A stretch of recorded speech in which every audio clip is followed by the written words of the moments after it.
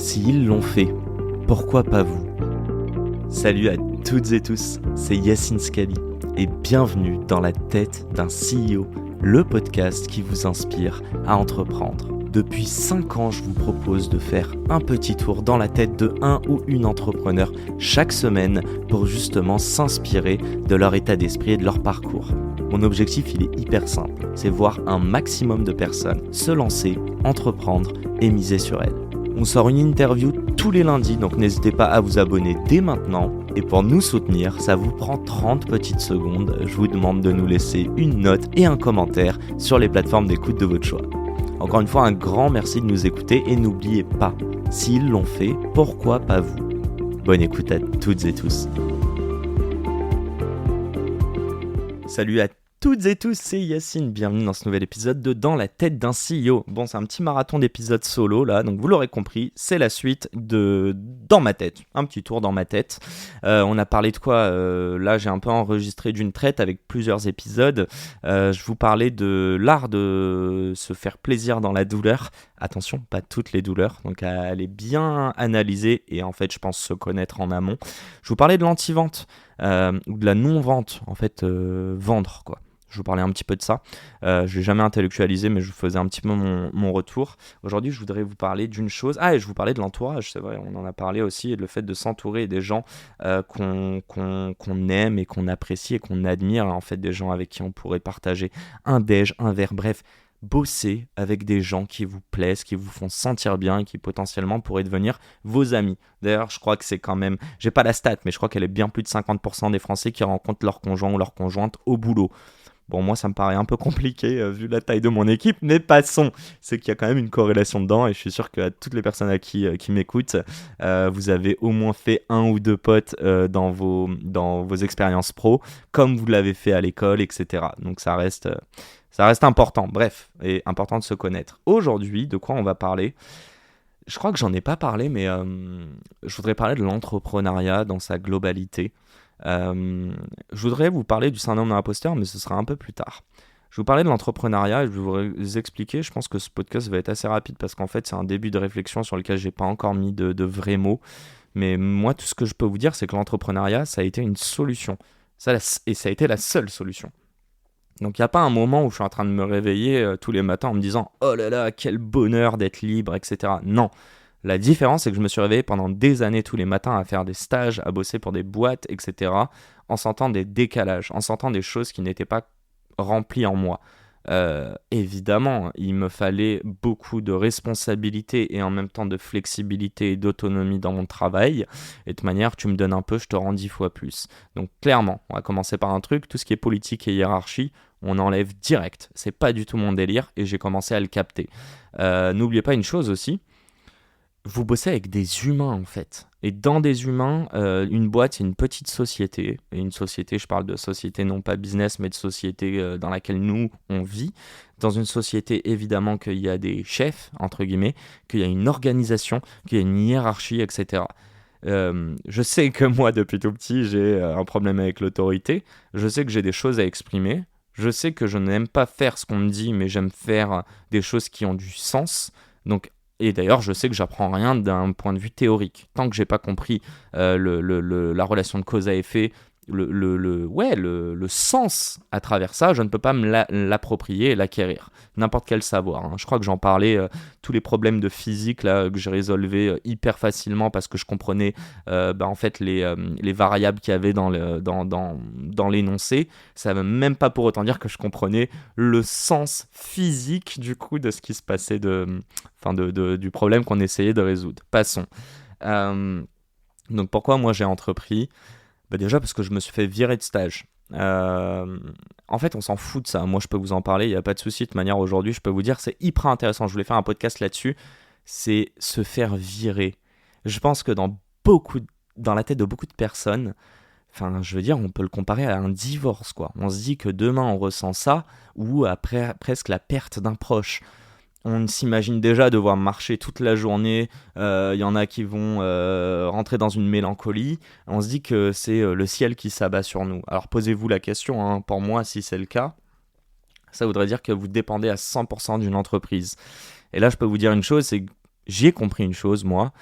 Je me vendais, d'ailleurs se vendre, oh là là, quel truc horrible. Je me vends pas et je vends encore moins mon podcast aujourd'hui. Mais à l'époque, je devais me vendre pour en fait être recruté.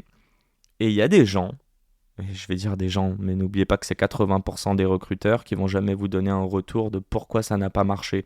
Donc en gros, moi je suis un piètre dragueur. Mais il y a plein de dragueurs qui te disent, bah moi j'essaye, et puis si la nana ou le mec dit non, et ben that's it, c'est pas grave. Moi au contraire, quand il me dit non, je suis en mode, mais attends, dis-moi pourquoi, comme ça je maximise mes chances d'avoir un oui derrière. Et ça, clairement, je pense que c'est ce qui devrait marcher avec beaucoup de personnes.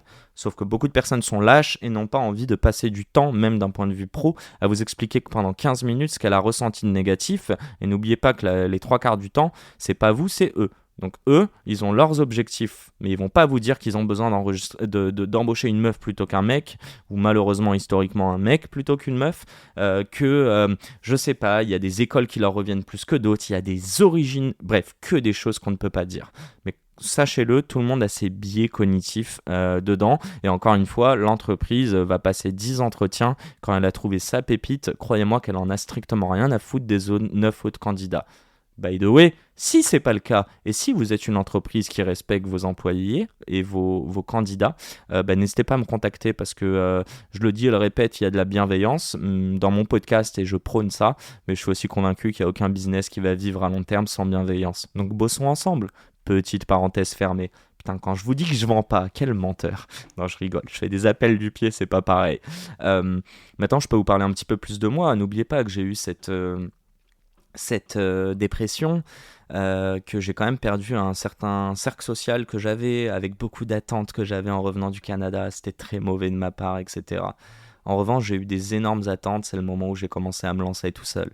L'attente que j'avais, c'est que chaque tâche que je fais aura du sens, l'opération et la mission globale a du sens pour moi, parce que les gens me le montrent, c'est pas moi qui l'ai dit, hein. Encore une fois, c'est les gens qui m'ont montré qu'ils étaient capables de payer pour passer dans le podcast ou pour soutenir le podcast. Et à l'inverse, c'est vous, audience, ou quelques-uns d'entre vous qui sont venus me dire, qui êtes venus me dire, pardon, merci, cet épisode m'a inspiré. Et sachez-le, hein, moi, la seule chose que je vois dedans, c'est que je suis un facilitateur. Il n'y a aucun moment où c'est moi qui vous donne un apprentissage perso en vous disant, voilà ce que j'ai appris, pour que moi, j'attende en retour, oh, merci de te dévoiler, de ton apprentissage, de ta réflexion. Moi, ce que je fais, c'est de poser des questions à mes invités, mais c'est leur histoire qui vous inspire et qui vous intéresse, c'est pas moi.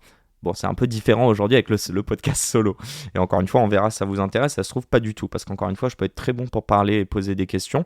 Donc, ce que je disais sur le ping-pong, faire un peu de la défense, renvoyer toujours la balle au bon endroit. Mais par contre, me l'envoyer à moi-même et devoir attaquer, c'est hyper dur. Donc, clairement, un ping-pong entre moi et moi-même. Petit, je faisais du mur là, pour ceux qui voient, on rabat la table là. Et du coup, ça fait une sorte d'angle perpendiculaire, mais j'étais une catastrophe en ping-pong. Dédicace à mon petit frère qui me mettait à l'amende quand il avait 7-8 ans, alors que j'ai 6 ans de plus que lui. Bon, après, il en a fait en club. Passons, ça digresse un petit peu trop. Euh, ce message, il est peut-être... en fait, ce que j'ai envie de dire, et ça, c'est vraiment un apprentissage général. Réfléchissez bien si vos choix sont guidés par la peur. La peur de plein de choses, la peur que les parents nous ont retransmise de devoir avoir un cadre de vie bon, et souvent il vient d'un aspect social, donc voilà, un statut social via son job, mais aussi une sécurité financière, etc. Une peur, moi c'était une peur du rejet des autres, parce que j'arrivais pas à m'accepter moi-même, donc évidemment qu'on allait me rejeter tôt ou tard dans l'entreprise, et je savais que j'allais détonner. Je sais que je suis pas comme les autres, que je suis peut-être marginal, mais c'est pas grave. Aujourd'hui, si je l'ai compris, cette peur, c'est que je me suis dit où est-ce que cette peur pourrait être une force. Et encore une fois, je ne l'ai pas intellectualisé. C'est les moments où ça se passait mal et qu'à côté, j'avais un podcast que je me suis dit, attends Yacine, c'est évident, ça fait 1 an que tu dis que tu veux monter un truc, tu as ton side project sous la main, regarde-le, écoute-le, regarde ce qu'on te dit et tu verras. Et aujourd'hui, je suis très content, mais encore une fois, c'est pas mon projet de vie. Donc on revient sur cette peur. À l'inverse, on jette la pierre sur personne. Je suis sûr et certain qu'il y a beaucoup d'entre vous qui écoutent ce podcast, qui êtes en CDI.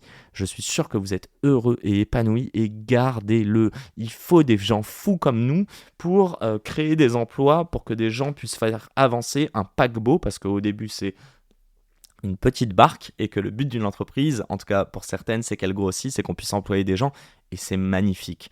Je dis juste une chose, ça, je suis sûr qu'il y a de la peur dans d'autres choses, dans des projets perso, dans l'envie. Dites-moi pourquoi depuis 2020 et depuis le Covid, il y a autant comment on dit ça là, de gens qui changent de reconversion, pardon, qu'il y a autant de personnes qui ont commencé le stand-up, qui ont commencé l'impro, qui ont commencé à aller courir. Qui ont commencé une nouvelle chose. Il y a eu aussi autant de divorces, autant de séparations. C'est parce que les gens apprennent à se connaître. Et c'est un petit peu ça. Quand vous avez de la peur, c'est que c'est votre cerveau qui vous renvoie quelque chose. Il y a deux choses qui vous renvoient pour moi. Le stress, à la base, c'est votre cerveau qui vous dit c'est important. Mais qu'est-ce qui est important? Est-ce que c'est important de monter sur scène parce que tu te fais douleur pour toi et que même si tu fais pas des rires, donc là je parle de moi à travers le stand-up, tu auras combattu une crainte qui était de te mettre à nu devant des gens? Est-ce que c'est important parce que quoi qu'il arrive, sur 100 personnes, s'il y en a une qui est pas contente ou qui a pas rigolé, c'est cette personne-là qui va te faire de la peine. Et dans ce cas-là, tu vas continuer dans ta mélancolie en te disant tu ne vaux rien et personne t'accepte ou pas la majorité. Et là, je pense que c'est une mauvaise peur.